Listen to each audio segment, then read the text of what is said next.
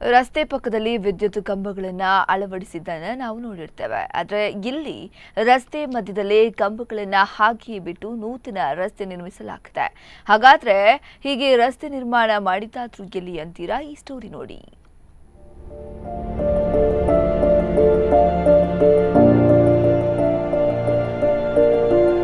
ರಸ್ತೆ ಮಧ್ಯೆ ವಿದ್ಯುತ್ ಕಂಬಗಳು, ಕಂಬದ ಸುತ್ತಮುತ್ತ ಮಾಡಿರುವ ಡಾಂಬರೀಕರಣ, ಇವೆಲ್ಲ ದೃಶ್ಯಗಳು ಕಂಡು ಬಂದಿರುವುದು ರಾಯಬಾಗ ತಾಲೂಕಿನ ನಸಲಾಪುರ ಗ್ರಾಮದಲ್ಲಿ.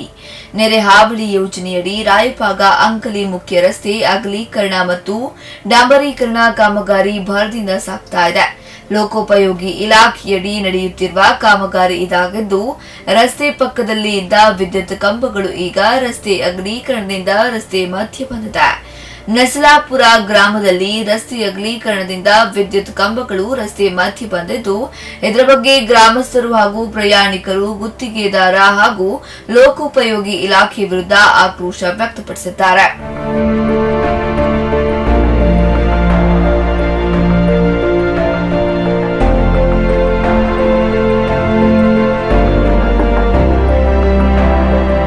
ರಸ್ತೆ ಮಧ್ಯೆ ವಿದ್ಯುತ್ ಕಂಬಗಳು ಇರುವುದರಿಂದ ರಾತ್ರಿ ಸಮಯದಲ್ಲಿ ವಾಹನ ಸವಾರರು ವಿದ್ಯುತ್ ಕಂಬಗಳಿಗೆ ಡಿಕ್ಕಿ ಹೊಡೆಯುವ ಪರಿಸ್ಥಿತಿ ಅಧಿಕಾರಿಗಳ ನಿರ್ಲಕ್ಷ್ಯದಿಂದ ನಿರ್ಮಾಣವಾಗಿದೆ. ಅಷ್ಟೇ ಅಲ್ಲದೆ ಸಮೀಪದಲ್ಲಿ ಸಕ್ಕರೆ ಕಾರ್ಖಾನೆ ಇರುವುದರಿಂದ ನಿತ್ಯ ಈ ಮಾರ್ಗದಲ್ಲಿ ಕಬ್ಬು ತುಂಬಿದ ಟ್ರ್ಯಾಕ್ಟರ್ಗಳು ಓಡಾಡುತ್ತವೆ.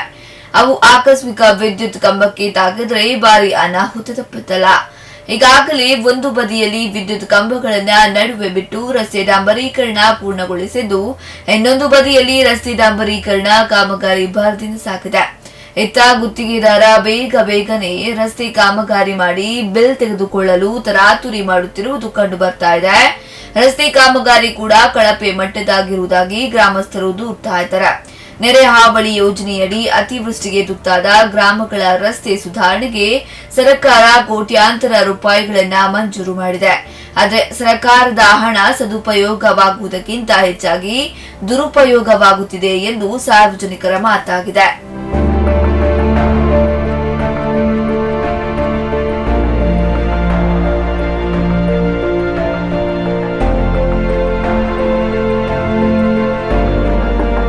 ಒಟ್ಟಿನಲ್ಲಿ ರಾಯಬಾಗ ತಾಲೂಕಿನ ಲೋಕೋಪಯೋಗಿ ಅಧಿಕಾರಿಗಳ ಕಾರ್ಯವೈಖರಿಗೆ ಜನ ಚೀಮಾರಿ ಹಾಕ್ತಾ ಇದ್ದಾರೆ. ಇನ್ನಾದರೂ ಅಧಿಕಾರಿಗಳು ಎಚ್ಚೆತ್ತುಕೊಂಡು ಇಂತಹ ಗುತ್ತಿಗೆದಾರ ವಿರುದ್ಧ ಕ್ರಮ ಕೈಗೊಂಡು ಸರ್ಕಾರದ ಹಣ ಪೋಲಾಗದಂತೆ ಕ್ರಮ ವಹಿಸಲಿ ಎಂಬುದೇ ಸಾರ್ವಜನಿಕರ ಆಗ್ರಹವಾಗಿದೆ.